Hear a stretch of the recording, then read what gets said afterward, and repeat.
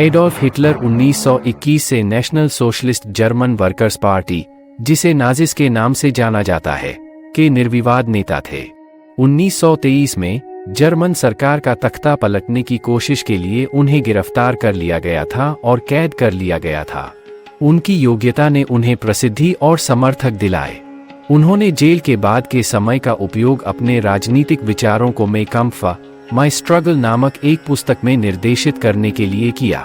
Hitler के वैचारिक लक्ष्यों में क्षेत्रीय विस्तार, नस्लीय रूप से शुद्ध राज्य का समेकन और यूरोपीय यहूदियों और जर्मनी के अन्य कथित दुश्मनों को बाहर निकालना शामिल था।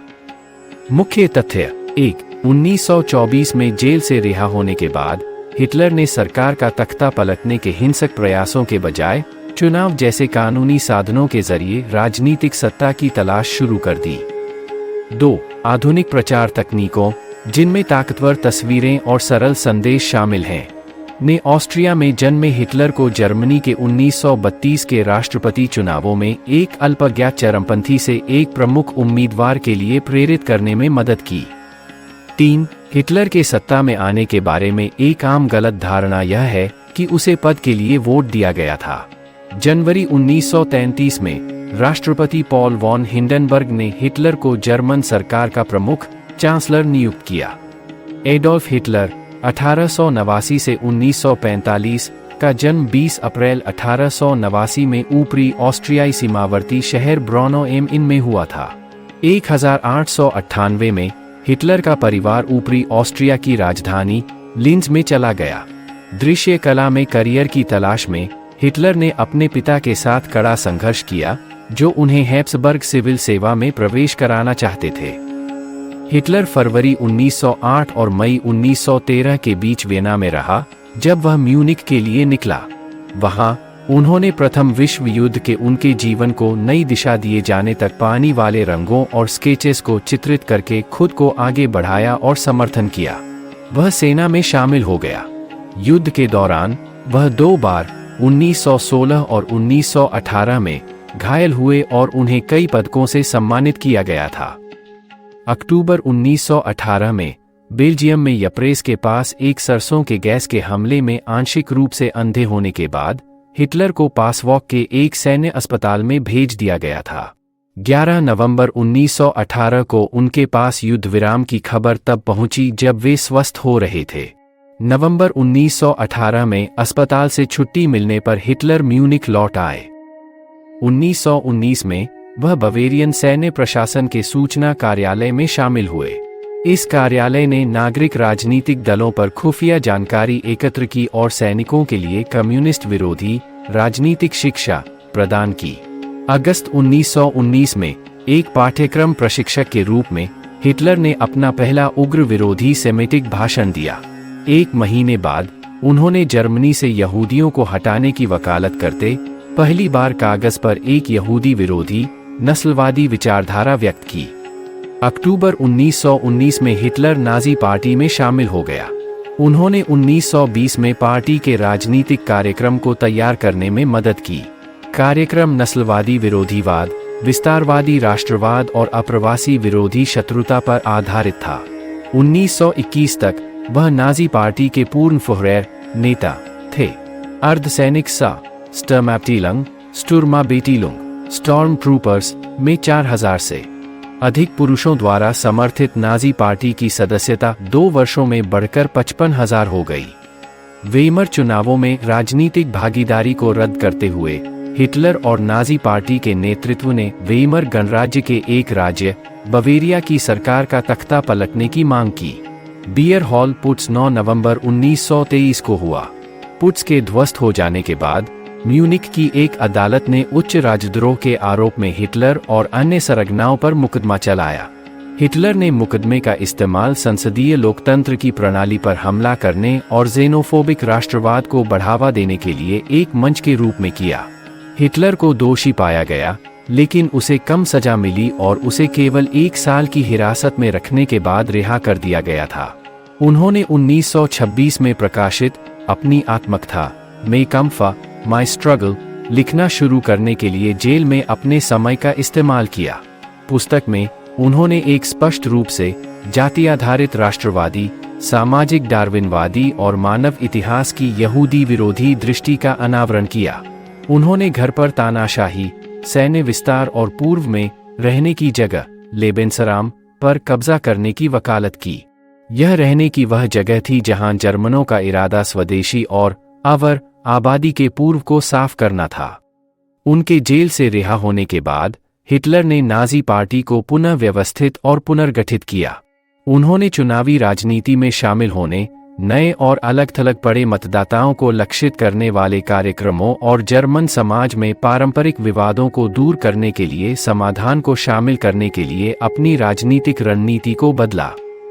संभावित मतदाताओं के डरों और आशाओं को दर्शाने के लिए भाषा का प्रयोग करते हुए नाजियों ने इसके लिए प्रचार किया।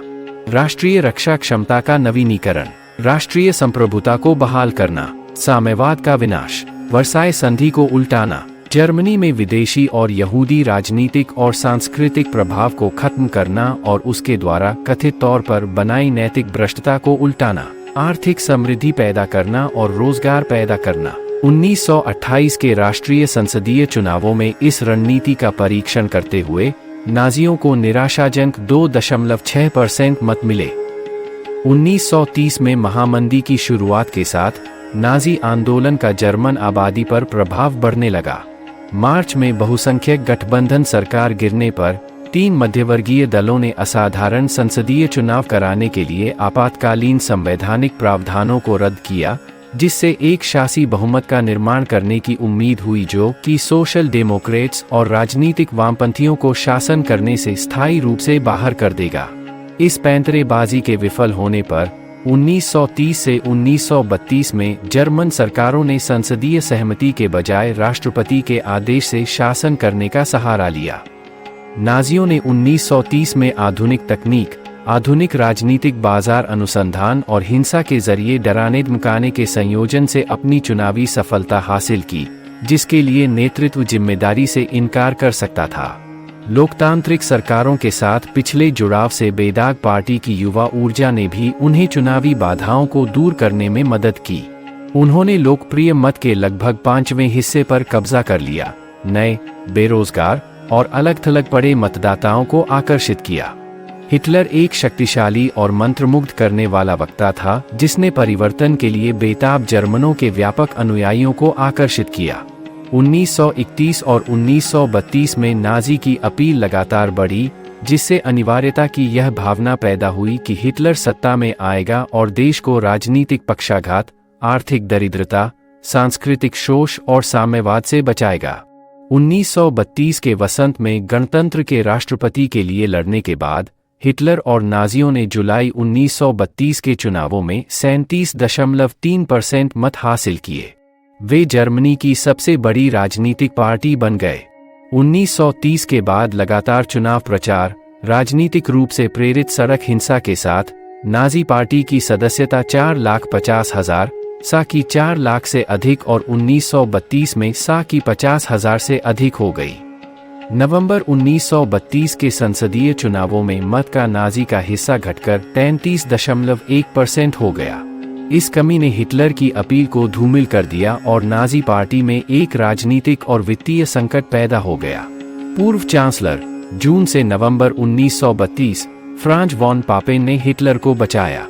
वॉन पापेन का मानना था कि नाजी चुनावी नुकसानों ने उन्हें अधिक अनुभवी लेकिन अलोकप्रिय रूढ़िवादी अभिजात वर्ग द्वारा नियंत्रित करने के लिए अधिक संवेदनशील बना दिया। हिटलर के साथ चांसलर के रूप में नाजी जर्मन राष्ट्रवादी गठबंधन को जोखिम में डालने के लिए वॉन पापेन ने जनवरी 1933 की शुरुआत में हिटलर और जर्मन राष्ट्रवादियों के साथ समझौता किया। उन्होंने राष्ट्रपति पॉल वॉन हिंडनबर्ग को मना लिया कि जर्मनी अन्य विकल्पों से बाहर था। अनिच्छा से वॉन हिंडनबर्ग ने हिटलर को 30 जनवरी 1933 को चांसलर नियुक्त किया। चांसलर के रूप में उनकी नियुक्ति के बाद एडोल्फ हिटलर ने नाजी राज्य की नींव रखना शुरू कर दिया। उन्होंने जर्मनी को एकदलीय तानाशाही में बदलने के हर मौके का फायदा उठाया।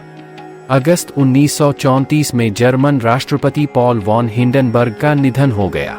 हिटलर ने 30 जून 1934 के रोहमपर्ज के साथ सेना का समर्थन हासिल किया था। उन्होंने राष्ट्रपति पद को समाप्त कर दिया और खुद को जर्मन लोगों का फ्यूहर घोषित कर दिया।